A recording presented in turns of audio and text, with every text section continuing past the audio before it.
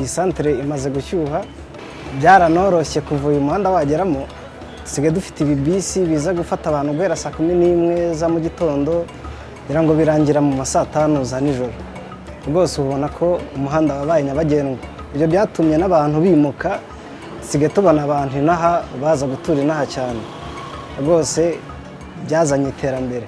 Kera kugira ngo ubone banki ukorana nayo byagusabaga kujya ku Ruyenzi, ugiye muri Beka cyangwa muri Populaire. Ariko uyu munsi biroroshye gukorana n'aba agent.